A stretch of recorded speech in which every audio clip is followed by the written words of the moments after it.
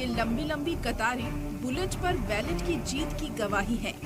ये तस्वीरें जमहूरियत, कश्मीरियत और इंसानियत के ख्वाब की ताबीर हैं। कश्मीर में 18 सितंबर को रिकॉर्ड वोटिंग हुई। आवाम अपने कल का फैसला करने के लिए लाइनों में खड़ी थी।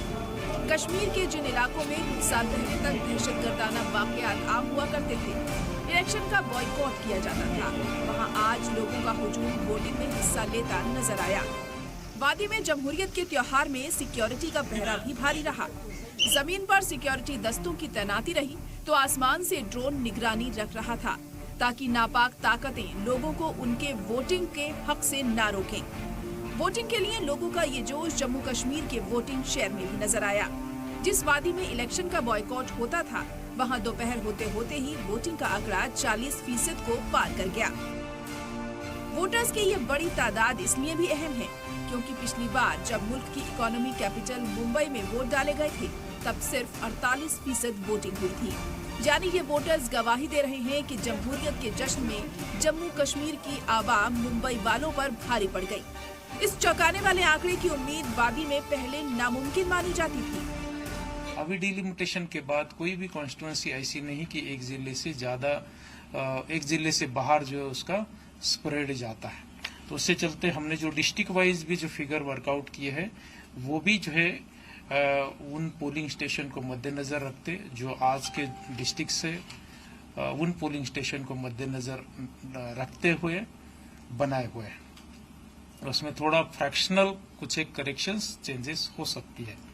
ब्रॉडर इसका पर्पस इतना ही है कि एक अंडरस्टैंड करना कि कितने परसेंटेज लोगों ने पार्टिसिपेशन किया है और कंपेरेटिवली पास्ट जो 1-2 डेकेड का जो कंपेरेबल पीरियड है उसमें ये परसेंटेज कहाँ फिगर होता है, पार्टिसिपेशन कितना परसेंटेज कितना रहता है, क्या वो हाईएस्ट है या सेकंड हाईएस्ट है या जो भी है। तो मेन पर्पज जो है उस पर्टिकुलर परसेंटेज अराइव करने का जेनरिक अंडरस्टैंडिंग है, ना कोई specific numerical statistical exactness. Article 370 के खत्म होने के बाद जम्मू कश्मीर में पहली बार इलेक्शन हो रहे हैं। वोटिंग शेयर में इजाफा वादी की सियासत में बदलाव का इशारा भी हो सकता है। बदलाव की इसी बयान में कौन बाजी मारेगा, ये तो 8 अक्टूबर को पता चलेगा। लेकिन हर पार्टी अपनी अपनी जीत के दावे कर रही है। किश्तवाड़ की बेटी जो उनकी अपनी बच्ची की तरह है, उसको पूरा आशीर्वाद देंगे, पूरा सहयोग देंगे। और जो हमारी भारतीय जनता पार्टी का जो नारा है, सबका साथ, सबका विश्वास, सबका विकास का, उसको अपनाते हुए किश्तवाड़ में भारतीय जनता पार्टी की जीत को है निश्चित करेंगे। वहीं पीडीपी भी मान रही है कि इलेक्शन में लोगों की भागीदारी तो बढ़ी है, लेकिन साथ ही अपने मुखालिफिन पर सियासी तीर छोड़ने से भी नहीं चूक रही। वहीं उमर अब्दुल्ला को कुर्सी और अपने बीच राशिद इंजीनियर नजर आ रहे हैं।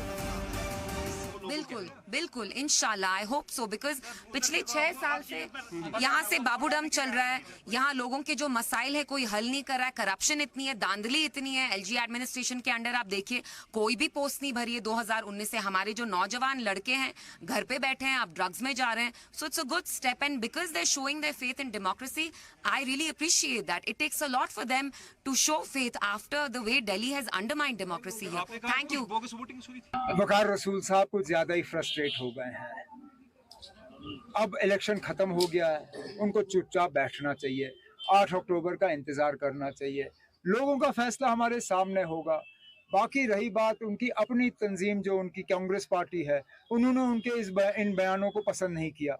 उनको जो नए पीसीसी के सदर बने हैं उनके तरफ से मार पड़ी है एक बयान के जारे। उन्हें अपनी पार्टी का जो है नेशनल कांग्रेस का ख्याल रखना चाहिए। हम अपनी पार्टी का ख्याल रखेंगे। पुलवामा में माइग्रेंट कश्मीरियों के लिए वोटिंग का इंतजाम किया गया। उधमपुर में हाई सिक्योरिटी के बीच बड़ी तादाद में माइग्रेंट कश्मीरी पहुंच रहे हैं और अपने वोट का हक इस्तेमाल कर रहे हैं। इस मौके पर लोगों ने वोटिंग को लेकर खुशी का इजहार किया। जम्मू कश्मीर में पहले मरहले की वोटिंग हो गई है, अब 2 मरहलों की वोटिंग बाकी है। उम्मीद की जा रही है कि बाकी 2 मरहले पहले मरहले की वोटिंग का भी रिकॉर्ड तोड़ेंगे, जिसके बाद 8 अक्टूबर को पता चलेगा कि जम्मू कश्मीर की आवाम ने किस पर भरोसा किया है। ब्यूरो रिपोर्ट, सलाम टीवी।